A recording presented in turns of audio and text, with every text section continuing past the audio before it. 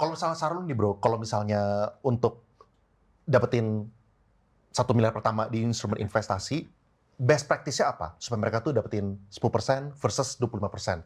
Versi X Stanford gitu. Waduh. Oke, jadi mungkin gue agree sama Bro Arfan ya. Jadi pertama tuh kita harus mengenali diri kita sendiri dulu gitu. Apakah kita masih bisa tidur nyenyak kalau portfolio kita turun 5%? Kalau 10% gimana? 20%, 40%. Nah, dari sana kita kan bisa tahu aset risky itu di portfolio kita maksimum allocation-nya berapa tuh cap-nya gitu. Kalau misalnya let's say kita consider saham-saham blue chip sebagai risky asetnya gitu. Terus misalnya kita cuma comfortable kalau portfolio kita turun 15%. Kalau saham blue chip kita lihat maksimum drawdown-nya let's say 50% gitu. Ya udah berarti kita kan bisa langsung ngitung balik gitu, berarti 30% nih cap alokasi portfolio kita ke saham-saham blue chip tersebut gitu. Nah, sisanya itu ya baru kita spread ke aset-aset yang less volatile seperti reksadana pendapatan tetap atau reksadana pasar uang gitu.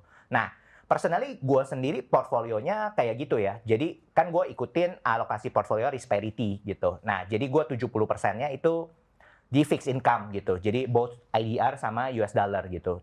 Sisa 30%-nya baru gue spread. Ada di saham US, saham Indo, ada juga reksadana campuran gitu.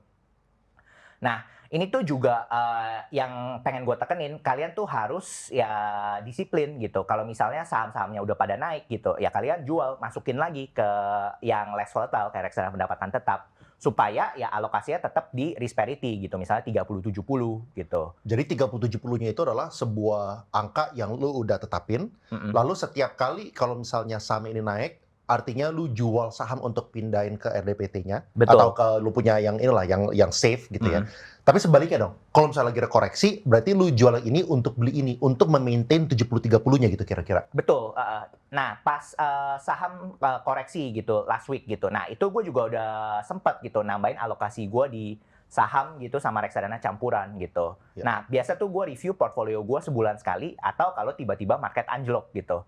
Kayak yang kasus kemarin tiba-tiba market anjlok, nah ya gue masuk gitu. Tapi, kadang-kadang kalau market anjloknya tuh beneran dalam banget, gue bisa lebih heavy di saham gitu. Jadi gue nggak maksa harus 30-70. Nah, kalau ada opportunity di market, nah gue bisa lebih heavy di saham gitu. Tapi tetap ada risk budget limitnya ya, nggak langsung gue all in di saham gitu.